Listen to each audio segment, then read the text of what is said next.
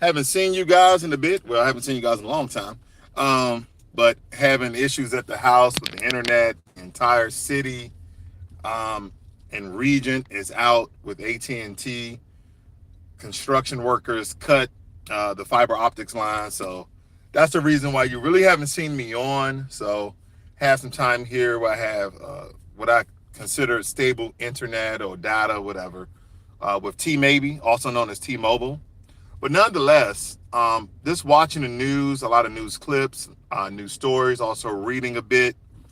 And I know there's been a lot of stories that's kind of painting the picture and showing strong depictions behind mass shootings with Black Americans, more say. They're not giving you the divine and very vivid details of where these people are from, what's their lineage, et cetera, et cetera, et cetera, which is very important because in the Black American culture, we don't come from a degenerate sort of behavior to the point where we are conducting mass killings, where we're going out simply to harm innocent people for no apparent reason.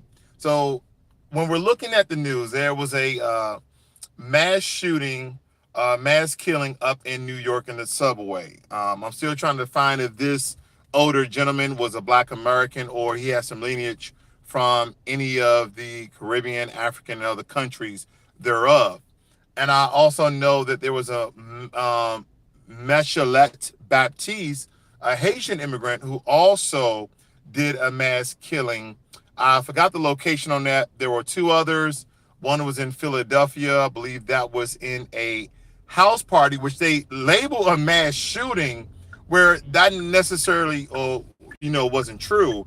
That was targeting shooting, right? They have all these different terms so they can paint the picture on what is a mass shooting, what is an active shooter, etc. And we need to absolutely define, and we don't blur the lines on the definition of what these things truly are. It's very important that we define what is an active shooter, what is gang violence, what is a mass shooting, and what is a mass killing.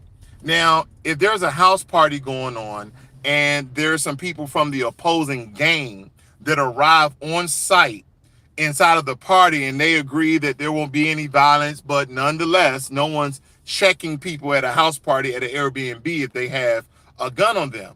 Two young Black men got killed, and the news is now trying to label that as a mass shooting, because a mass killing because two people got killed. No, that's gang violence. See, if they can start painting the picture of the crime wave of the mass shooting / killings that occur in America, that goes into RICO, that goes into all other injustices that we already essentially go through today in America. But we can't allow this to happen. We have to have people to speak out, either be on all sorts of social media platforms, and call out mass media for what it is. This is how you paint a broad brush of how you now change the narrative for we would know from a very long time of usually white men anywhere from the age of 20 to 55 years of age are usually, okay, what's the stereotypical and truth when you come to factual information of the mass shootings, not Black people. And half of the mass shootings, I think all but three of them, were from immigrants, okay, from immigrants. One was from Haiti, and I do not recall the second one. I don't want to call out any particular country. I don't have the facts on that yet. But this is what happens, ladies and gentlemen, when you subscribe, and that means you watch that news channel over and over and over again. I know some of you're stuck and you're glued to CNN. You're stuck and you're glued to MSNBC and ABC and NBC, and you continuously watch it. What tends to happen, you tend to believe what you continue to hear over and over again, and you stop thinking for yourself. That's why a lot of times it's important to go to your local news station's website and read the stories for yourself so you can see what local law enforcement are doing or what they're not doing. That's a lot of times when you see people in the Black media trying to convey a message to you guys of what's really going on versus the smoke and mirrors that CNN and other news groups like that actually do. And the more you call them out, the more they have to speak the truth, or they stop reporting that particular news. But what it does is stop painting the narrative that black people are the new mass shooters. I guess black people are tired of not getting their reparations. Black people are not tired. They're tired of getting injustices. They're tired of getting killed on the street. They're tired of doing this. They're tired of doing that. They're tired of being discriminated upon. They're tired of racist acts against them. So now black people have now acted out against society as a whole, and now they're going just to shoot random innocent people. Ladies and gentlemen, that's not who we are. We're not a degenerate class. We don't just wake up one morning like, you know what?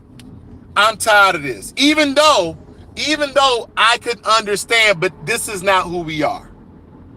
This has never been a part of our culture.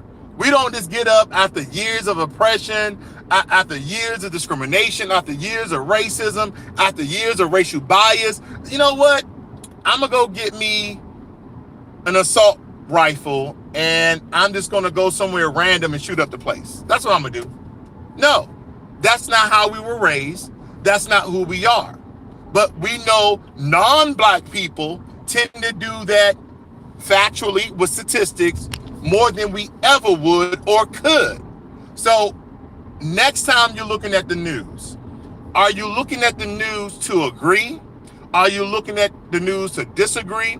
Or are you looking at the news for factual and actual evidence? Something that you can back by local news, something that your 2-eye research would tell you, and not something that's so anecdotal where it invokes emotions on you where you disagree. Yep, I know a couple of degenerates that's how they are. Well, if that's how they are and they look like you, then that's how you are. Then you have to start to get to the point where you're contradicting yourself. Well, I'm not like that, but they are. No, if you're not like that, then all of them are not like that. So we can't get into these arguments where we're making ourselves the culprits, where we're making ourselves our own enemies. I don't understand that. We have our own people telling each other, and until this day, it still blows my mind, ladies and gentlemen. Black on black crime. Yeah, there's white on white crime. What I like on Fridays, and you guys should write this down if you don't already subscribe to Professor Black Truth.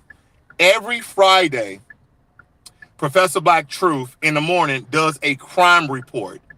And what he does, he goes to non-black society and he points out their degenerates of all the crime that not only they commit, but the crimes that they get away with each and every day. That's all what I have for you guys today. You know, I'm pissed off. My internet at home not working. Hopefully they get that up. That's why I haven't really been on. The whole area is out. But nonetheless, ladies and gentlemen, please be aware of what you're subscribing to, what you're listening to, and what you are viewing, and how it is subconsciously changing the way you look at things, the way you see things, the way you hear things. You have to be very objective and subjective simultaneously, right? You can't have cognitive dissonance in the way you think about stuff, meaning that you can't learn new information that is factual based on old facts that you once learned before. You can't do that. You have to continue to change. You have to continue to transform. You have to continue to evolve and become more intellectual